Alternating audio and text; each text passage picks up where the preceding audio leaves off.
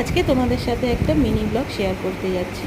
মাছগুলো প্রথমে আমি নুন হলুদ মাখিয়ে নিয়েছি, তারপর আমি গরম তেলে মাছগুলো ভেজে নেব। মাছগুলো ভাজা ভাজা হয়ে গেলে এদিকে আমার আলুর যে মাছের যে কালিয়া বানাচ্ছি তার মধ্যে আমি মিশিয়ে দেবো মাছ ভাজাগুলো।